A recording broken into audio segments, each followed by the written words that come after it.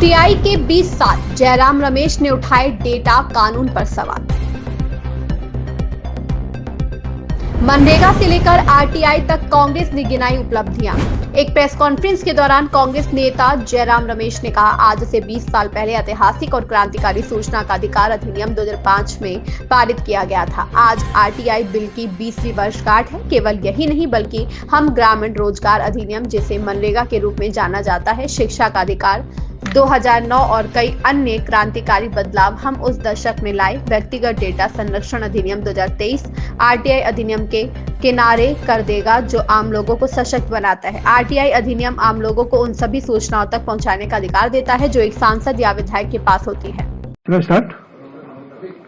नमस्कार साथियों, आज 12 अक्टूबर 2025 है और आज ही के दिन ठीक 20 साल पहले ऐतिहासिक सूचना का अधिकार अधिनियम 2005 लागू हुआ।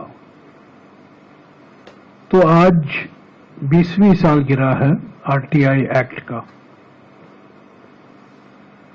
ये एक मेरे विचार में क्रांतिकारी अधिनियम था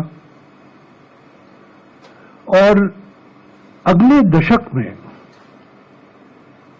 और 6 ऐसे परिवर्तनकारी अधिनियम कांग्रेस के नेतृत्व में यूपीए की सरकार ने लागू की।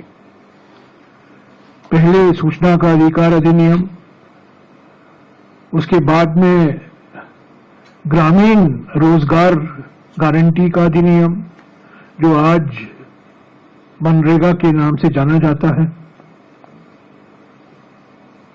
इस श्रृंखला में तीसरा अधिनियम वन अधिकार अधिनियम 2006, उसके बाद में शिक्षा का अधिकार अधिनियम 2009, तत्पश्चात खाद्य सुरक्षा कानून, राष्ट्रीय खाद्य सुरक्षा अधिनियम 2013 और कुछ ही दिन बाद नया भूमि अधिग्रहण अधिनियम 2013।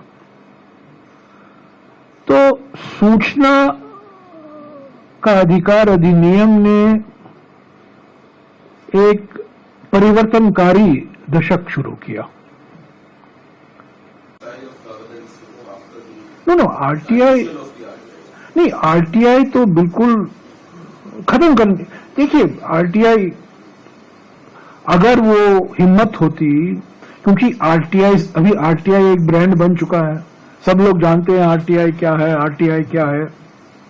कई लोग आरटीआई से जो माइनिंग माफिया है, सैंड माफिया है, भूमि माफिया है, कई राज्यों में खुलासा होता है आरटीआई द्वारा। और आरटीआई क्या कहता है? आरटीआई यही कहता है कि जो जानकारी सांसदों को उपलब्ध है, जो जानकारी विधायकों को उपलब्ध है, वही जानकारी जनता के हाथ में होनी चाहिए। वो आरटीआई कहता है। जो अभी ये data protection, personal data protection act है, उसको हटा देता है।